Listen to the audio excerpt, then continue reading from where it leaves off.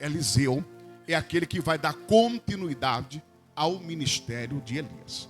Os irmãos podem observar, e hão de convir comigo, no capítulo 2, a Bíblia diz que Eliseu está acompanhando Elias. Sabe o que eu aprendo aqui, irmãos, com a Bíblia Sagrada?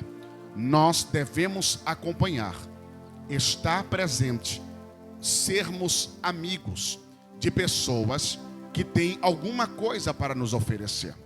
Eu não posso ser amigo ou me relacionar com pessoas que não têm alguma coisa para me oferecer.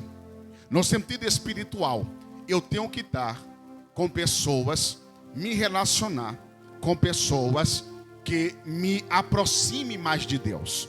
Eu não posso me relacionar, eu não posso ter um círculo de amizade com pessoas que me afaste de Deus. Eliseu, ele é o oposto dessa geração. Eliseu, ele é o oposto dessa geração. Eliseu acompanha Elias porque sabe do caráter, da vida íntegra, da comunhão que Deus tinha com Elias. Então, ele vai seguir a Elias.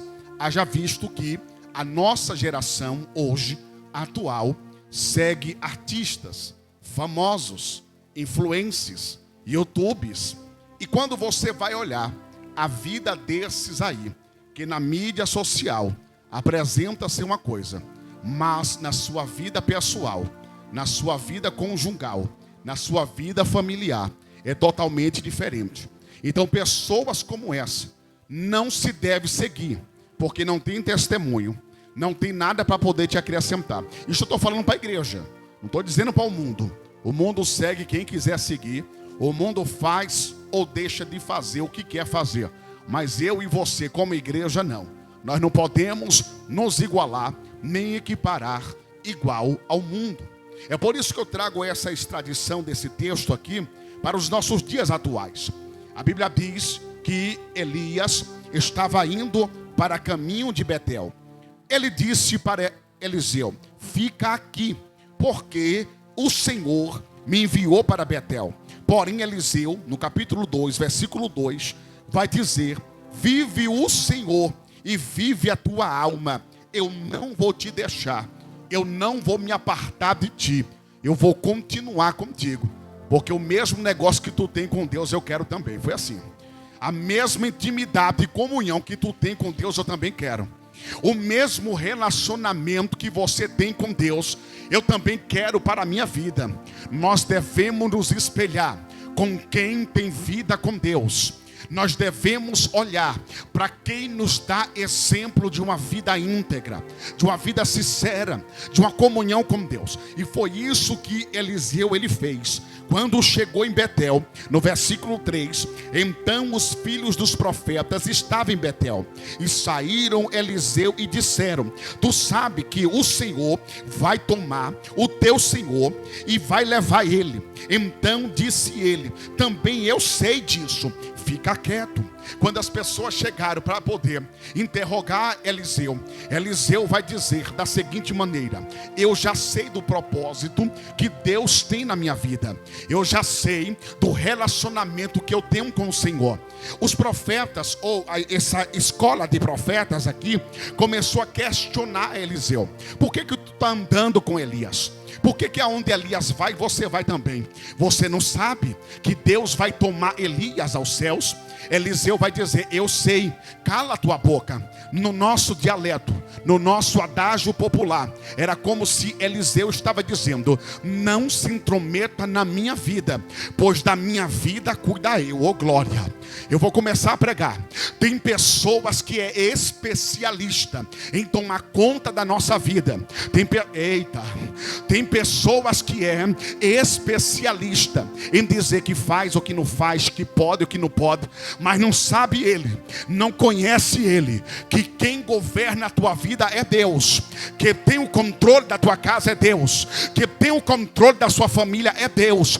Então já vou lhe dar aqui uma informação: não deixe e não aceite pessoas que não conhecem a sua história, que não sabem as madrugadas que que você passou acordado, que nunca sequer apresentou um minuto de oração à sua vida, para poder vir dizer que é isso, aquilo, outro. Não, repreenda, porque não é Deus, não. Deus vai colocar pessoas que acrescentam na sua vida. Deus vai colocar pessoas que têm comunhão com Ele, que vai somar os propósitos, que vai te aproximar dEle. Era isso que Eliseu estava dizendo. Rapaz, tu cala a tua boca, porque a minha intimidade com Deus eu sei, a minha comunhão com Deus eu conheço. Então não aceite menos, não deixe pessoas falar da tua vida, porque não conhece a sua história. Eita glória. Eu vou falar, Jesus, eu vim com vontade de pregar hoje. Capítulo de número 2, versículo 4. Então disse Eliseu: fica-te aqui, porque o Senhor... Então disse Elias a Eliseu: fica-te aqui, porque o Senhor me enviou para Jericó. Então observa aqui que tem uma trajetória. Observa aqui que ele vai a Jericó. De Jericó o Senhor leva ele até o Jordão. Quando chegou no Jordão, algo vai acontecer, porque a Bíblia diz que pararam na porta de frente com o Jordão. O Jordão aqui são águas. O Jordão aqui são águas. Águas eu falo de dificuldade. Águas eu falo de momentos apreensivos. Águas aqui eu posso trazer para os nossos dias atuais, que são situações que nós nos deparamos. E quando nós olhamos para o Jordão, nós vamos enfrentar algumas dificuldades. Mas a diferença aqui não é passar a dificuldade. A diferença aqui é como nós iremos enfrentar a dificuldade. Porque todos nós iremos passar pelo caráter da dor, pelo caráter do sofrimento, pela prova, pelo deserto, pelo vale. Quem nunca passou pela prova? Quem nunca passou pelo vale? A diferença é a forma que você está passando. Com que você está passando? A Bíblia diz que quando chegou de frente com o Jordão, Elias pegou a sua capa, feriu o Jordão se abriu. Quando Eliseu viu que o Jordão se abriu e eles caminharam a pés enxutos, era a confirmação que Deus estava presente, mesmo diante do Jordão, mesmo diante das águas. Eu quero te dar uma informação aqui. Você vai passar pelo Jordão, vai vir as lutas, vai vir a dificuldade, vai vir os momentos apreensivos e decisivos, mas Deus vai lhe proporcionar o Jordão se abrir. Você vai passar em pés enxutos e você vai contar o testemunho. Você acredita? Você crê? Você vai contar o testemunho. Porque quando eles passaram e chegaram no meio do Jordão, a profecia vai se cumprir. A Bíblia diz que agora aparece um redemoinho. O redemoinho vem acompanhado de uma carruagem. A carruagem pega Elias, conduz Elias até o redemoinho. E do redemoinho Elias é ascendido aos céus. Agora fica Eliseu. Eliseu agora só tem a confiança. Eliseu agora só tem a fé. Eliseu agora está diante diante do Jordão, diante do rio Jordão. Quando a capa de Elias vai descer, repousou sobre a vida dele, ele vai entender que aquele momento é decisivo, que aquele momento ele não pode titubear, não pode duvidar, tem que crer. Tem situações que você precisa crer, você precisa confiar. Não adianta só ter a unção, a porção dobrada do Espírito, não adianta só ter a capa, tem que ter a fé, tem que ter a convicção, tem que ter a certeza. Deixa eu te falar uma coisa aqui. Sabe qual é um dos maiores impedimentos para o desenvolvimento do nosso ministério? É a falta de fé, é a falta de esperança, é a falta de crer. Eu me recordo que há 20 anos atrás, quando Jesus foi me encontrar, porque não foi eu que encontrei Jesus, foi Jesus que me encontrou, drogado, prostituído, caído ao chão. Irmãos, a forma que Jesus me encontrou, ninguém queria procurar ou encontrar alguém no estado que eu estava. Mas Jesus foi lá, me pegou no chão, me limpou, sarou minhas feridas, curou-me, libertou-me e me fez um homem para poder ficar em pé diante da sociedade, porque eu estava caído.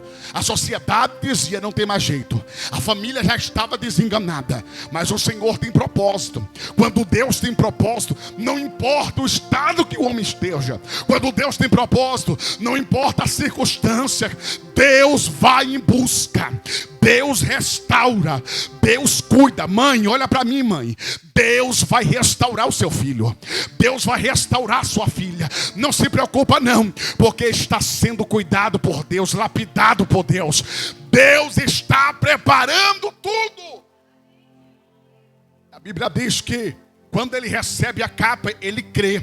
Quando eu recebi a chamada, o Senhor me disse: tu vais ser um pregador do evangelho. Eu disse: não tem como, Senhor. A minha mentalidade, não tem como. Até o dia de hoje, a minha vida foi com envolvimento no crime, no tráfico, assaltando, roubando, prostituindo. Como que o Senhor vai me usar? Como que o Senhor vai me fazer um pregador do evangelho? E as profecias eram direcionadas.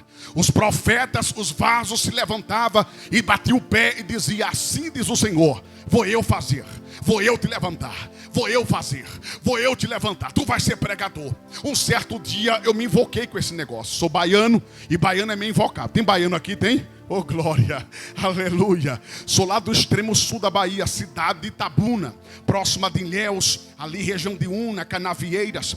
E um certo dia eu disse: rapaz, se Deus tem um negócio comigo, se o Senhor disse que eu vou ser pregador, quem está dizendo é Deus, não sou eu que estou dizendo.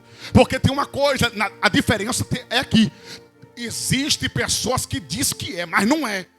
Agora tem pessoas que não se acham, que não se conhece, que nunca nem se viu naquele lugar. E Jeová está dizendo: é sim, tu vai. A diferença é essa, é de quem não se acha que é, mas quando o Senhor diz que é. Essa é a diferença.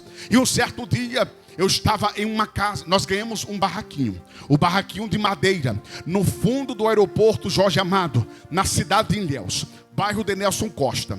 E um belo dia, eu naquele barraquinho de madeira, quem conhece aqui candeeiro? Quem sabe o que é candeeiro? O candeeiro de Fifó, né? A senhora conhece, né? Pega a querosene, enche o candeeiro, pega o fósforo, acende o pavio. Era a energia elétrica que eu tinha ali. E uma Bíblia, missionária Elizabeth. Porque Jesus disse: tu vais ser pregador, tu vais ser pregador. E eu logo entendi, eu não sou besta. Eu disse: para mim ser pregador, eu preciso ler a palavra. Não tem como ser pregador se não ler a palavra, não é verdade?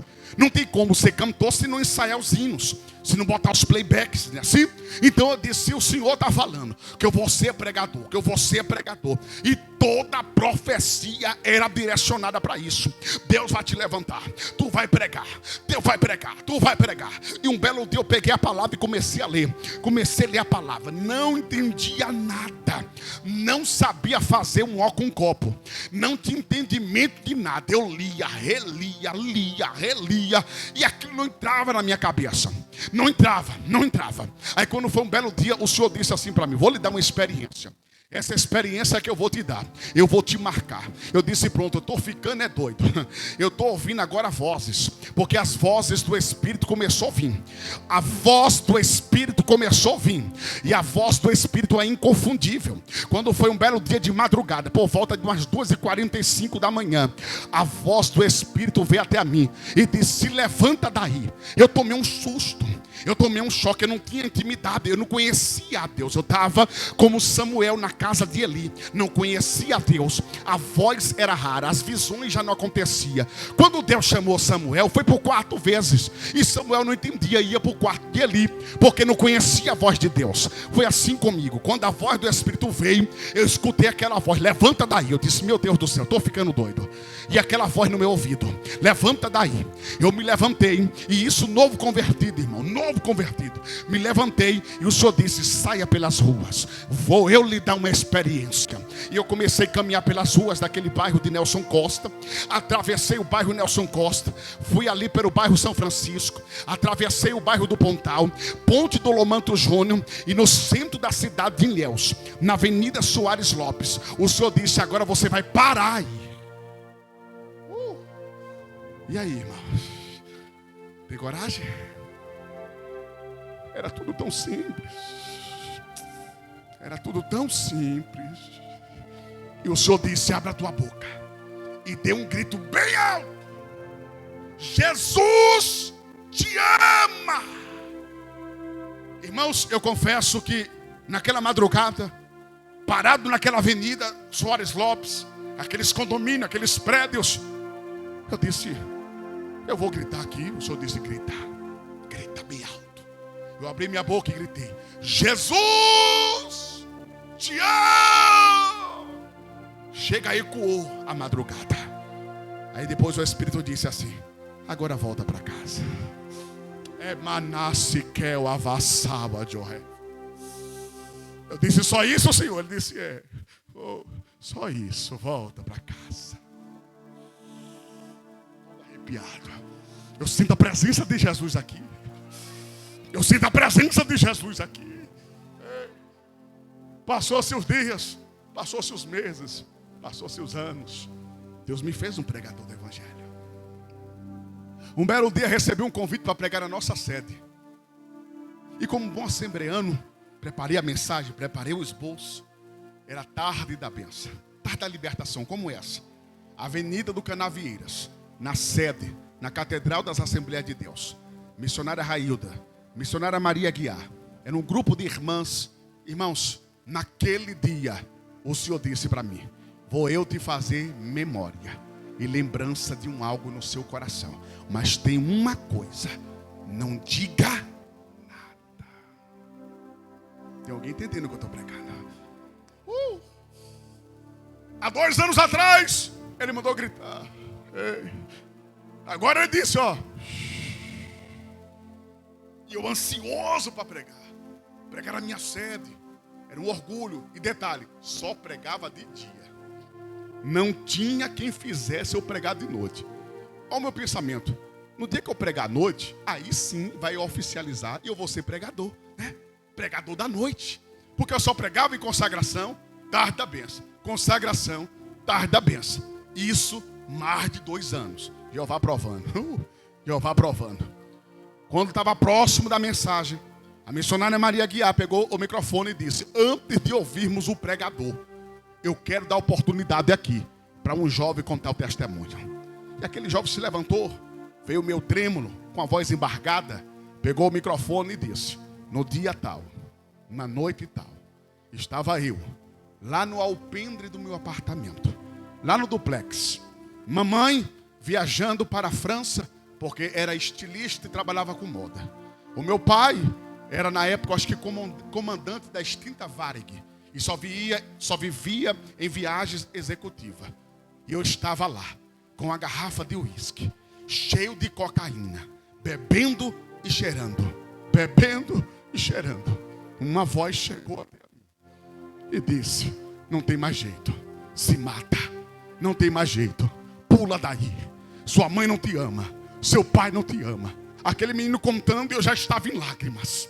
Aquele menino falando, eu já não aguentava mais. E Jeová: quieto, não diga nada. Eu vou lhe acrescentar uma experiência. Eu vou te acrescentar algo aqui. E aquele menino contando, disse que subiu na sacada do apartamento. E quando ele foi pular, era do 15º andar. Ele não enxergava a parte de baixo de tão alto. Quando ele foi debruçar para poder pular, uma voz. Uma voz. Ele diz que uma voz ecoou dos 4 cantos e dizia: Jesus, Jesus te ama. Disse aquele moço que quando ouviu a voz, as pernas estremeceu. O coração foi tocado e aquebrantado pelo Espírito Santo. Ele desceu do alpendre do apartamento e disse: ainda bem que tem alguém que me ama, que é Jesus. Você está entendendo o que Deus vai fazer? Você está entendendo o que Deus está te acrescentando?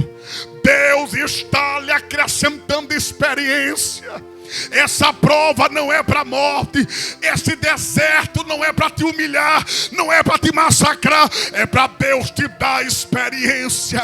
Irmãos, deixa eu lhe ser bem franco e deixa eu lhe ser bem sincero. Naquela época, cerca de 18 anos atrás, era um barraquinho de madeira, era um candeeiro de fifó. Eu não tinha um sapato, não tinha um terno. A voz do Senhor me alcançou, entendeu o momento, a sensibilidade do meu coração e me levou diante daquela alma. Eu posso ser bem sincero e não sou hipócrita e nem mentiroso. Eu não sei nos dias atuais se essa mesma sensibilidade está no meu coração. Missionária Elizabeth, isso me preocupa.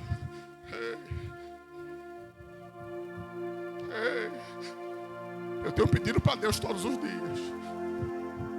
Eu não quero fama. Eu tenho medo da fama. Eu tenho medo da corrupção. Porque eu não quero perder a sensibilidade, a humildade. Eu disse: Deus, se for para me dar fama, se for para me dar nome, se for para me sair para esse Brasil pregando, tu sabe que eu vou. Mas não me deixa corromper meu coração. Esses dias um pregador amigo meu disse: rapaz, tu tá por onde? Tu era já para ter estourado. Tu era para ter explodido. Na linguagem deles, né? Não gosto desse negócio de estourar, de explodir. Não gosto. Rapaz, a mensagem que você prega, tu é profeta, isso, aquilo, outro. Eu dentro de mim: Deus, não me deixa me corromper. É fácil você se livrar de uma crítica quando ela lhe atinge. Você se bloqueia. E quando vem uns elogios, com licença, missionária. E quando vem o tapinha no ombro. E quando vem as palavras que massageiam nossos egos. Eu tenho medo desse evangelho que está sendo pregado aí. Eu tenho medo. Evangelho que não tem cruz não é evangelho. Evangelho que não tem sofrimento, calvário não é evangelho. Então o que Eliseu vai enfrentar aqui é um desafio. É desafiador. A vida com Deus é desafiador. É todos os dias o Senhor nos provando. Mas não é para mostrar nada para Ele, porque Ele já nos conhece. Deus quer mostrar para você mesmo. Huracando, faua, joquema, nascicando. Deus está mostrando para você mesmo. E quando Eliseu pegou a capa, o Jordão tinha fechado. Eliseu pegou a capa, tocou no Jordão. Quando tocou no Jordão, a Bíblia diz que o Jordão se abriu. O que Deus vai fazer nesse ano 2024 na sua vida será um divisor de águas. Não é porque eu estou pregando, não. É porque essa igreja aqui ora. Essa igreja aqui tem testemunho. Essa igreja aqui tem campanhas e campanhas e campanhas e campanhas e campanhas. Tem depósito de lágrimas. Essa igreja, ela tem e está por debaixo de uma promessa que Deus fez. Então não se preocupa não, porque Deus vai preparar tudo. Deus vai preparar tudo. Quando Eliseu volta, aparece quem? Os zombadores. Deixa eu preparar aqui o seu psicológico. Vai ter os zombadores. Vai ter aqueles que não vão acreditar na sua chamada. Eu estou pregando para alguém. Vai ter aqueles que não vão entender, não vai compreender o que Deus está fazendo na sua casa, no meio dos teus. E vai começar a criticar. Vai começar a murmurar. Aconteceu com Eliseu. Eliseu está voltando. Eliseu vai com destino a Gilgal. Eliseu vai caminhando, porque tem que chegar a Jerusalém. Deus tem um propósito na vida de Eliseu.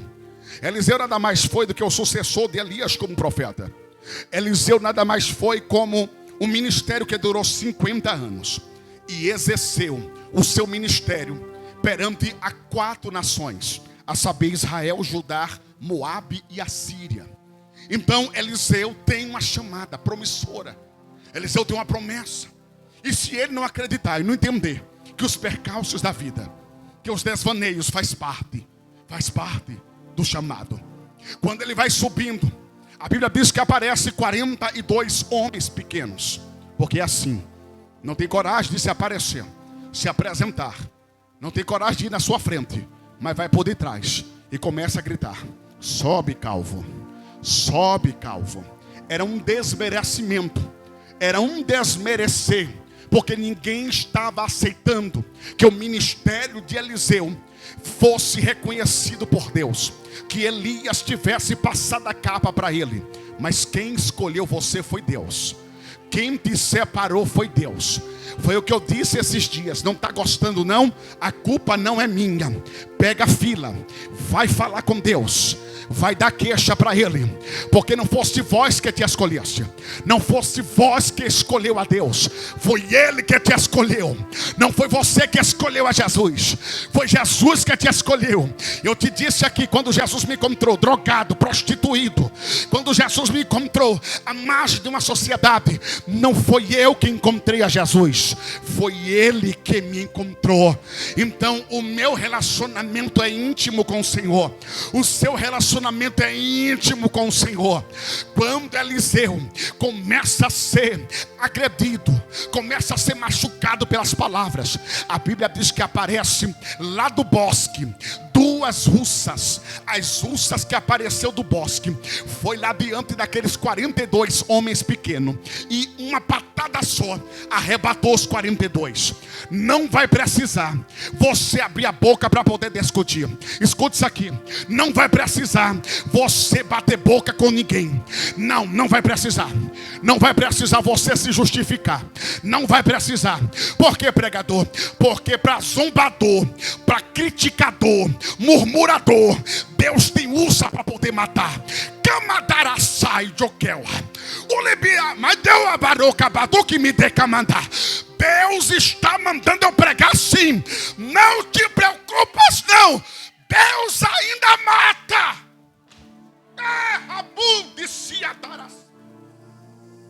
Ainda sou o que faço.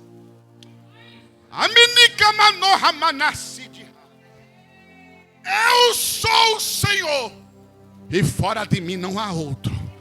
Que eu ando a fala do fel a do cá. Ai, Jesus, que presença. Ai, estou pregando para alguém. Você veio nessa tarde, então você vai ouvir. Eu estou pregando para alguém. Vamos lá, para ganhar tempo. Então eu lhe dei aqui a introdução do livro. Eu te dei aqui a chamada do profeta. Agora aparece uma mulher. Talvez você vai se identificar com essa história. Eu preciso falar isso aqui.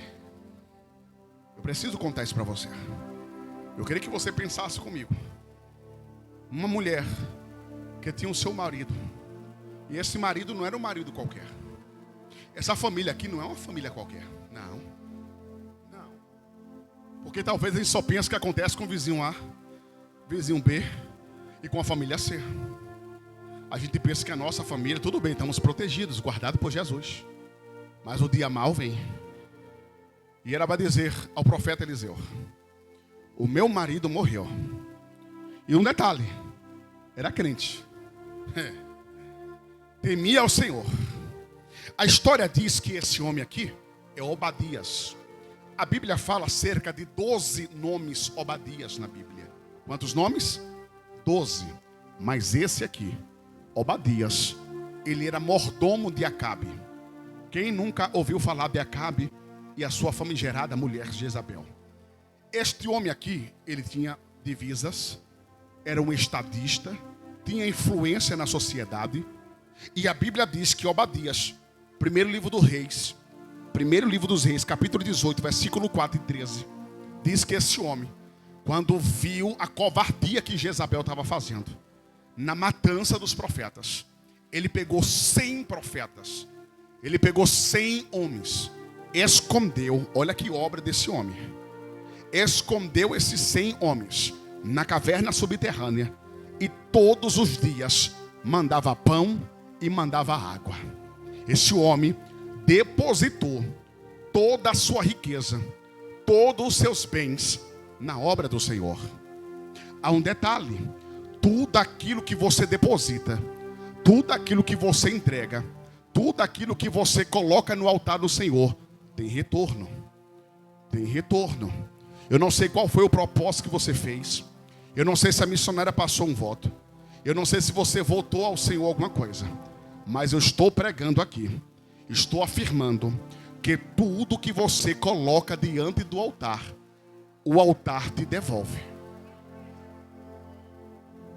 Eu falo porque há 20 anos eu vivo do altar.